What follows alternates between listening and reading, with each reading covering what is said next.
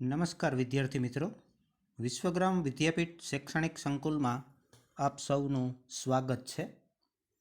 આજે આપણે ધોરણ 12 કોમર્સ નામાના મૂળ તત્વો ભાગ 1 ચેપ્ટર નંબર 5 ભાગીદારનો પ્રવેશ દાખલા નંબર 10નો અભ્યાસ કરીએ. વિદિત અને વિશાલ 2:3ના પ્રમાણમાં નફો નુકસાન વેચતા ભાગીદારો છે. 31/3/16ના રોજ તેમની પેઢીનું પાકું સરવૈયું નીચે મુજબ હતું. નીચે પાકું સરવૈયું તમને આપ્યું છે, જેના બે બાજુના સરવાળા સરખા છે 1,80,000. બરાબર. મૂડી દેવા બાજુ જુઓ તો આકસ્મિક અનામત છે, કામદાર વળતર અનામત છે, રોકાણ અનામત છે, ઘાલખાદ અનામત છે. બરાબર. આટલી બધી બાબતો આપી છે. અને મિલકત લેણા બાજુ અલગ અલગ કાયમી અને ચાલુ મિલકતો આપી છે. હવાલા કીધા છે. 1/4/2016ના રોજ તેઓએ બંટીને નવા ભાગીદાર તરીકે નીચેની શરતોથી પ્રવેશ આપ્યો. નવા ભાગીદાર તરીકે બંટીને પ્રવેશ આપવામાં આવે છે નીચેની શરતોએ.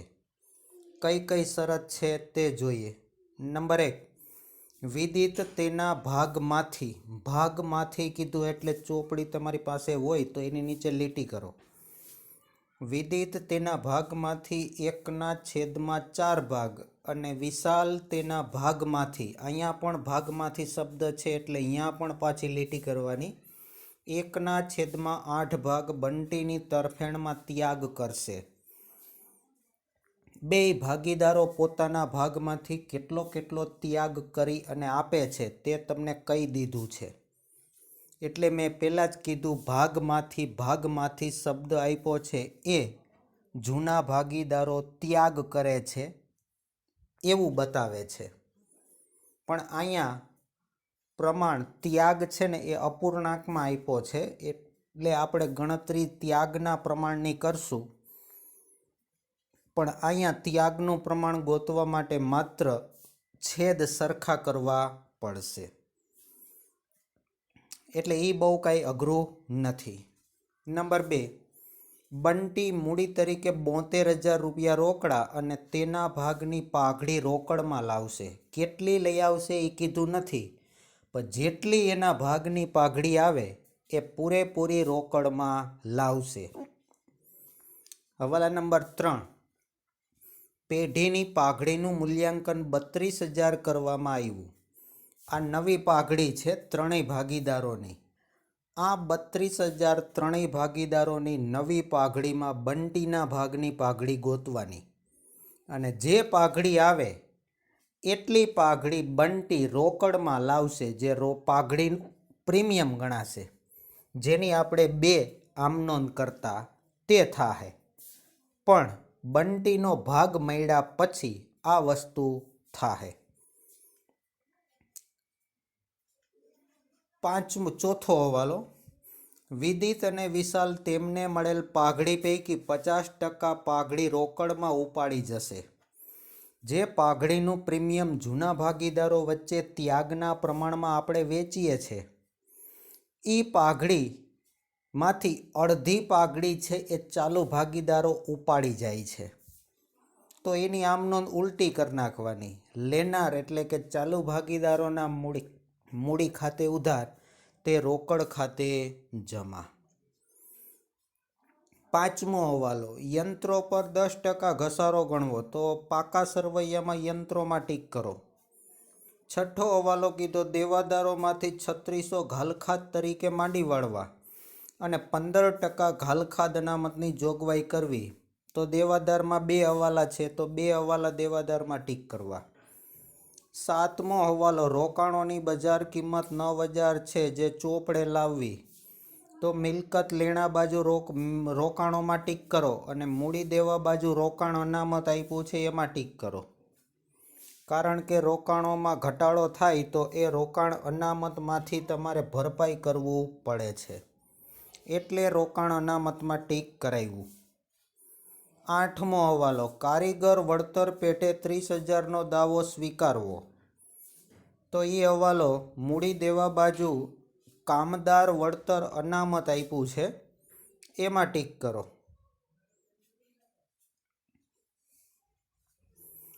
ત્યાર પછી 9મો હવાલો કીધો લેણદારોની 10% રકમ હવે ચૂકવવી પડશે નહીં, દેવું ઘટે છે, એટલે મૂડી દેવા બાજુ લેણદારો આપ્યા એમાં ટીક કરો. જરૂરી ખાતા તૈયાર કરી નવી પેઢીનું પાકું સરવૈયું તૈયાર કરો. તો ખાતા રેગ્યુલર આપણે 4 બનાવવાના થાય છે. મિલકતોનું પુનઃ મૂલ્યાંકન થાય છે એટલે પુનઃ મૂલ્યાંકન ખાતું, ભાગીદારોના મૂડી ખાતા. ત્યાર પછી નવો ભાગીદાર રોકડમાં પાઘડી અને રોકડમાં મૂડી લઈ આવે છે એટલે રોકડ અથવા બેંક ખાતું, અને પ્રવેશ બાદનું પાકું સરવૈયું આપણે તૈયાર કરશું. હવે દાખલો જે પ્રમાણે ગણીએ છીએ ત્યાંથી શરૂઆત કરીએ મૂડી દેવા બાજુથી. તો મૂડી દેવા બાજુથી મૂડી આપેલી છે તો મૂડી લખીએ સૌથી પહેલાં મૂડી ખાતાની જમા બાજુ. બાકી આગળ લાવ્યા. વિદિતના ખાનામાં 48,000, વિશાલના ખાનામાં 60,000. આ દાખલાની અંદર મૂડી ખાતામાં 2 ચાલુ ભાગીદારોના જ નામ છે, ત્રીજા ભાગીદારનું નામ આપ્યું નથી. તો એનો મતલબ એમ થયો કે જે ત્રીજો ભાગીદાર છે એને પ્રવેશ તો આપવામાં આવે છે, પણ જે એની મૂડીમાં વધારો ઘટાડો કાંઈ થતો નથી, એટલે એની મૂડી છે એ ડાયરેક્ટ સીધી પાકા સરવૈયામાં દર્શાવવામાં આવે છે. ત્યાર પછી આકસ્મિક અનામત. અકસ્માત થાય ત્યારે ઊભું કરવામાં આવતું અનામત છે, પણ અકસ્માત ન થાય તો એ અનામત વૈધું રહેવાનું છે, પડ્યું રહેવાનું છે. તો એમાં ચાલુ ભાગીદારોનો ભાગ લાગે એટલે વેચવું પડે, એટલે આપણે વેચી દઈએ તો મૂડી ખાતાની જમા બાજુ આવશે. આકસ્મિક અનામત ત્યાગના પ્રમાણમાં. તો ત્યાગનું પ્રમાણ એટલે જૂના પ્રમાણમાં. તો જૂનું પ્રમાણ તમને આપ્યું છે 2:3 ના પ્રમાણમાં વેચો તો વિદિતના ભાગમાં 3600, વિશાલના ભાગમાં 5400 આવે. ત્યાર પછી કામદાર વળતર અનામત અને રોકાણ અનામતમાં હવાલો છે, એટલે એ 2 વિગત આપણે અત્યારે બાકી રાખીએ છીએ. લેણદારોમાં હવાલો છે, મિલકત લેણા બાજુ અંદરના ખાનામાં કિંમત આપી છે એની 30,000, બરાબર. પણ અહીંયા તમને દાખલાની અંદર બાદ કર્યા પછીની કિંમત બહારના ખાનામાં આપી છે, બરાબર. પણ આપણે સમજાવતા જઈએ છીએ. 30,000 અંદરના ખાનામાં લખી છે, 10% ચૂકવવાના નથી, તો 30,000ના 10% 3,000 બાદ થાય એટલે બહારના ખાનામાં 27,000 આવશે. ત્યાર પછી ઘાલખાદ અનામત છે, પણ દેવાદાર ઉપર હવાલો છે. ઘાલખાદ અનામતને લગતો હવાલો છે, એટલે આપણે મૂડી દેવા બાજુ લખતા નથી. આગળના એક દાખલાની અંદર દેવાદાર ઉપર હવાલો નહોતો અને ઘાલખાદ અનામત મૂડી દેવા બાજુ આપેલી હતી, એટલે આપણે દેવાદારમાંથી બાદ નહોતી કરી અને મૂડી દેવા બાજુ જ્યાં આપેલી હતી ત્યાં જ આપણે લખી હતી. પણ અત્યારે આ દાખલાની અંદર દેવાદાર ઉપર હવાલો છે ઘાલખાદ અનામતનો, એટલે આપણે એ હવાલાની નવી ઘાલખાદ અનામત બાદ કરી અને તફાવતની રકમ પુનઃ મૂલ્યાંકન ખાતામાં લખશું, બરાબર. ત્યાર પછી મિલકત લેણા બાજુ મકાન આપ્યા છે, મકાનમાં હવાલો નથી, તો લખીએ મિલકત લેણા બાજુ નવા પાકા સરવૈયામાં બહારના ખાનામાં 66,000. ત્યાર પછી યંત્રોમાં પણ હવાલો નથી, તો બહારના ખાનામાં લખીએ નહીં, યંત્રોમાં હવાલો છે એટલે અંદરના ખાનામાં લખીએ 30,000. ઘસારો એમાંથી બાદ થાય. ત્યાર પછી સ્ટોક ચાલુ મિલકત છે જેમાં હવાલો નથી, મિલકત લેણા બાજુ 12ના ખાનામાં લખી નાખશું સ્ટોક 18,000. ત્યાર પછી દેવાદારો, જેમાં 2 હવાલા છે એટલે નવા પાકા સરવૈયામાં અંદરના ખાનામાં લખાશે 39,600. ત્યાર પછી બેંક અબ્લિક રોકડ, એ રોકડ શિલક જ છે જે લખશું આપણે રોકડ ખાતાની ઉધાર બાજુ. બાકી આગળ લાવ્યા 8,400. ત્યાર પછી છે રોકાણો, જે મિલકત છે જેમાં હવાલો છે એટલે મિલકત લેણા બાજુ અંદરના ખાનામાં લખશું 18,000. પાકા સરવૈયાની બધી વિગત પૂરી થઈ ગઈ. હવે વધારાની વિગતમાં પહેલો હવાલો લઈએ કે વિદિત તેના ભાગમાંથી 1/4 ભાગ અને વિશાલ તેના ભાગમાંથી 1/8 ભાગ બંટીની તરફેણમાં ત્યાગ કરશે. 2 ભાગીદારો કેટલો કેટલો ત્યાગ કરે એ આપ્યું છે. આના ઉપરથી 2 ભાગીદારો ત્યાગ કરે નવા ભાગીદારની તરફેણમાં તો એ ત્યાગનો સરવાળો કરી નાખો તો નવા ભાગીદારને મળતો ભાગ મળી જાય. તો એની મેં અહીંયા ગણતરી કરી છે, ત્યાગની ગણતરી. વિદિત 1/4 અને વિશાલ 1/8 ત્યાગ કરે છે.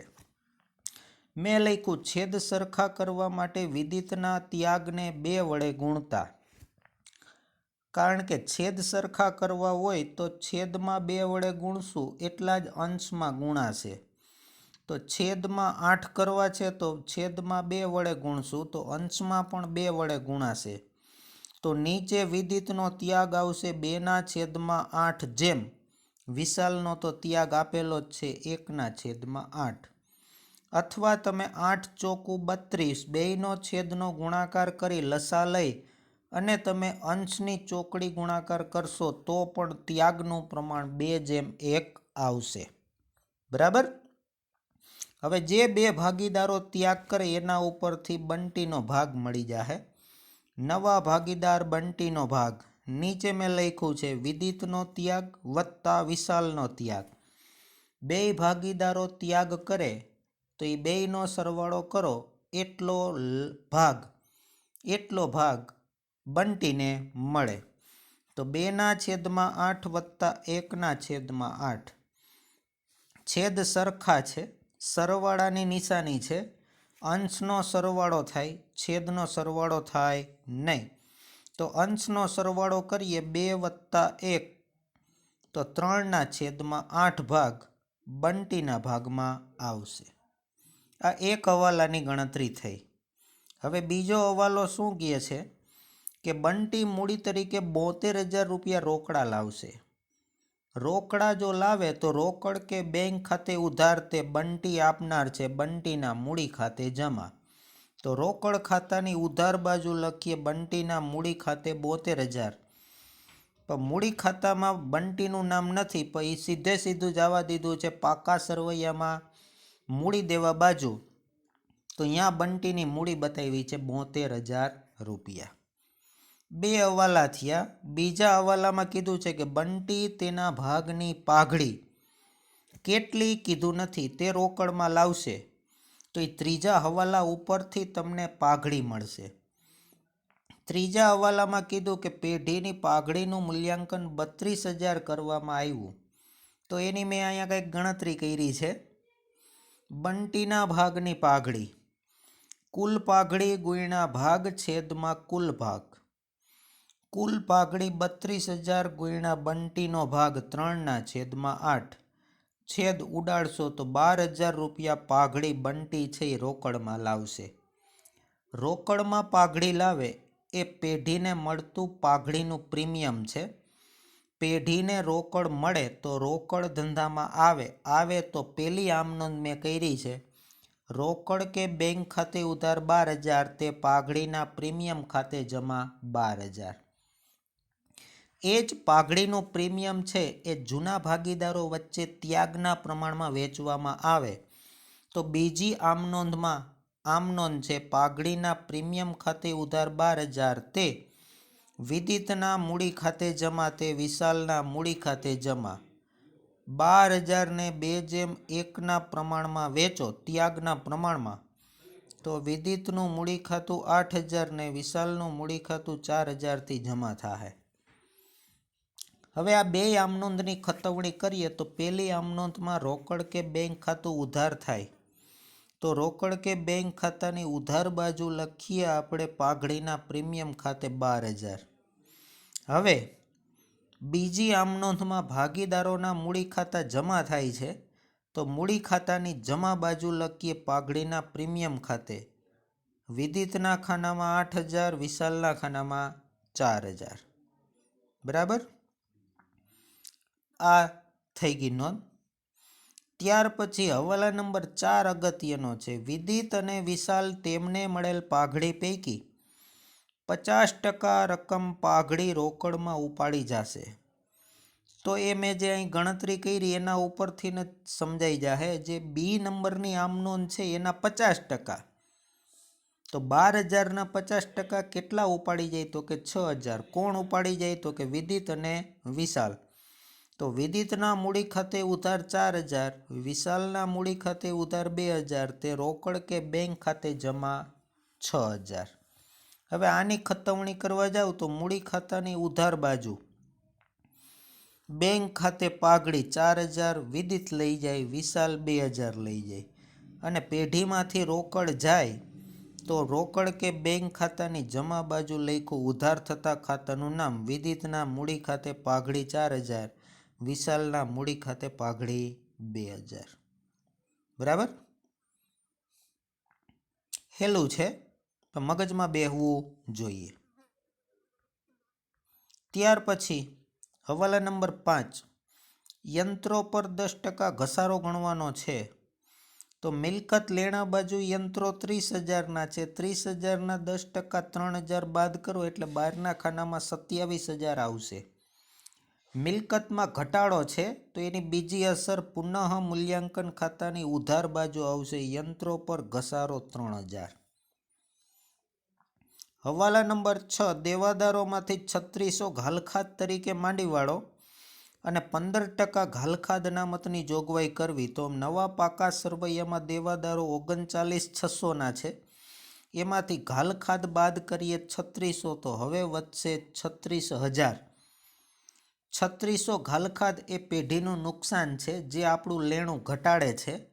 તો એની બીજી અસર આવશે પુનઃ મૂલ્યાંકન ખાતાની ઉધાર બાજુ ઘાલખાદ 3600. હજી કીધું છે 15% ઘાલખાદ અનામત ગણવી. તો મિલકત લેણા બાજુ દેવાદાર 36,000માંથી બાદ કરીએ માઇનસ ઘાલખાદ અનામત 5400. એટલે હવે બહારના ખાનામાં દેવાદારો આવશે 30,600ના. નવી ઘાલખાદ અનામત 5400 છે અને જૂના પાકા સરવૈયામાં મૂડી દેવા બાજુ ઘાલખાદ અનામત આપી છે 1,800. તોય આપણું લેણું હજી ઘટે છે 3600 રૂપિયાથી. નવામાંથી જૂની બાદ કરીએ એટલે તો એ તફાવત આવશે 3600 રૂપિયા પુનઃ મૂલ્યાંકન ખાતાની ઉધાર બાજુ ઘાલખાદ અનામત 3600. દાખલો ગણતા હોય ત્યારે કાઉન્સમાં લખવું એટલે લખજો 5400 માઇનસ 1,800 એટલે બહારના ખાનામાં આવશે 3600. હવાલા નંબર 7, રોકાણોની બજાર કિંમત 9,000 છે જે ચોપડે લાવવી. પેઢીની અંદર રોકાણો તમને આપ્યા છે 18,000ના, પણ નવા ચોપડે 9,000ના બતાવવાના કીધા છે. એટલી કિંમત બહારના ખાનામાં લખીએ 9,000. 18,000 હતી 9,000 થઈ ગઈ, તેનો મતલબ એમ થયો કે રોકાણોની કિંમતમાં 9,000નો ઘટાડો થયો. તો એની મેં અહીંયા ગણતરી કરી છે, જોજો જરીક. રોકાણોની ગણતરી, રોકાણોની ચોપડે કિંમત 18,000 જૂની કિંમત, અને રોકાણોની બજાર કિંમત નવી 9,000, એટલે રોકાણોની કિંમતમાં ઘટાડો થયો 9,000. પણ મેં 2 વિગત બાકી રાખી હતી પાકા સરવૈયામાં મૂડી દેવા બાજુ. જુઓ અહીંયા મૂડી દેવા બાજુ રોકાણ અનામત આપ્યું છે 7200 રૂપિયા. તો આ ઘટાડો એ અનામત સાથે સરભર કરીએ 7200 રૂપિયા, તો પણ 1,800 રૂપિયા રોકાણોમાં ઘટાડો થાય છે. આ રોકાણોનો ઘટાડો આપણી પાસે કોઈ એવી જોગવાઈ નથી, માટે એ ઘટાડો છે એ મિલકતનું નુકસાન છે, મિલકતનો ઘટાડો છે, એટલે 1800 રૂપિયા લખાશે પુનઃ મૂલ્યાંકન ખાતાની ઉધાર બાજુ. જો રોકાણો ઉપરથી બીજી વિગત 1800 રૂપિયા. ત્યાર પછી 8મો હવાલો આપ્યો છે,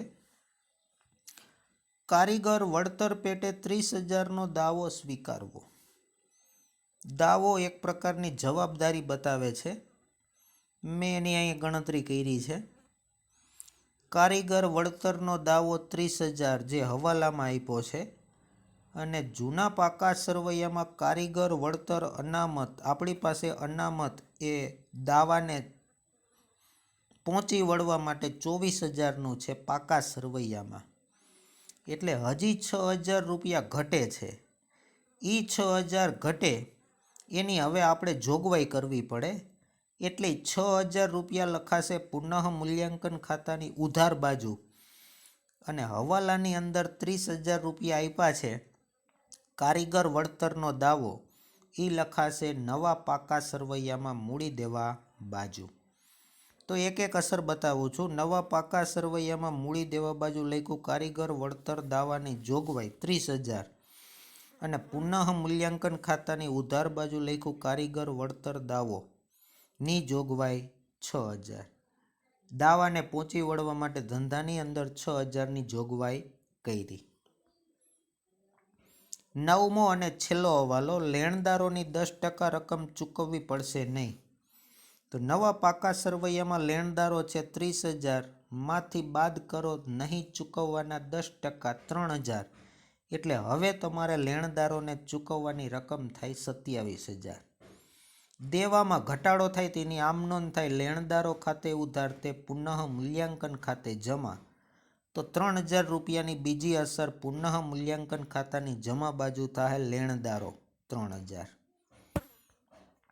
બધી વિગત, બધા હવાલા આવી ગયા. હવે એક પછી એક ખાતા બંધ કરીએ.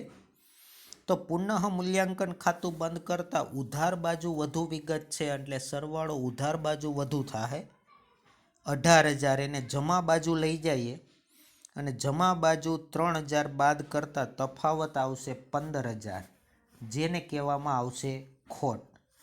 આ ખોટમાં જૂના ભાગીદાર એટલે ચાલુ ભાગીદારોનો ભાગ લાગે. વિદિત અને વિશાલ જૂના પ્રમાણમાં વેચી દો 15,000 ને 2:3ના પ્રમાણમાં, તો વિદિતના ભાગમાં 6,000 ને વિશાલના ભાગમાં 9,000 રૂપિયા ખોટ આવશે. પુનઃ મૂલ્યાંકન ખાતું બંધ કરી અને ખોટ ભાગીદારોના મૂડી ખાતે લઈ જાઓ, તો ભાગીદારોની મૂડી ઘટે, તો એની આમ નોંધ થાય વિદિતના મૂડી ખાતે ઉધાર, વિશાલના મૂડી ખાતે ઉધાર, તે પુનઃ મૂલ્યાંકન ખાતે જમા. તો પુનઃ મૂલ્યાંકન ખાતાની જમા બાજુ તો તફાવત આવ્યો જ છે, પણ હવે એને આપણે આગળ લઈ જઈએ મૂડી ખાતાની ઉધાર બાજુ. તો અહીંયા લખ્યું છે પુનઃ મૂલ્યાંકન ખાતે ખોટ 6,000 વિદિતના ખાનામાં અને 9,000 વિશાલના ખાનામાં. મૂડી ખાતું બંધ કરીએ તો જમા બાજુ બે ભાગીદારના સરવાળા વધુ થાય. વિદિતનો સરવાળો થાય 59,600 અને વિશાલનો સરવાળો થાય 69,400. એ બે સરવાળાને લઈ જઈએ ઉધાર બાજુ, અને ઉધાર બાજુ લખેલી વિગતને બાદ કરશું, તો મૂડી ખાતાની ઉધાર બાજુ વિદિતના ખાનામાં 49,600 અને વિશાલના ખાનામાં 58,400 રૂપિયા તફાવત આવશે, જેને કહેવાશે આખરની મૂડી, જે આગળ નવા પાકા સરવૈયામાં મૂડી દેવા બાજુ લખાશે. અંદરના ખાનામાં લખી વિદિતની મૂડી 49,600, વિશાલની મૂડી 58,400 અને બંટીની મૂડી અગાઉથી જ આપણે લખી નાખી હતી 72,000 રૂપિયા. ત્રણેયની મૂડીનો સરવાળો બહારના ખાનામાં 1,80,000. હવે રોકડ કે બેંક ખાતું બંધ કરીએ તો ઉધાર બાજુનો સરવાળો વધુ થાય 92,400. એને જમા બાજુ લઈ જાઓ અને જમા બાજુ 4000 ને 2000 એટલે 6000 બાદ કરશો તો 86,400 રૂપિયા આખરની રોકડ કે બેંકની બાકી આવશે. જ્યાં લખાશે બાકી આગળ લઈ ગયા. રોકડ કે બેંકની બાકી એ ચાલુ મિલકત બતાવે છે, એટલે આગળ નવા પાકા સરવૈયામાં મિલકત લેણા બાજુ છેલ્લે લખેલ છે બેંક અથવા રોકડ 86,400. બધી વિગત મૂડી દેવા અને મિલકત લેણા બાજુ લખાઈ ગઈ છે. હવે બે બાજુના સરવાળા કરી નાખો. 2,37,000 મૂડી દેવા બાજુનો અને 2,37,000 મિલકત લેણા બાજુનો સરવાળો થશે. તો વિદ્યાર્થી મિત્રો, આવા ઇઝી દાખલા સ્વાધ્યાયમાંથી પણ તમે ગણી શકો છો. બરાબર? એક દાખલા ગણવા થોડાક ઇમ્પોસિબલ છે, એટલે આપણે રેન્ડમલી દાખલા હવે ગણશું.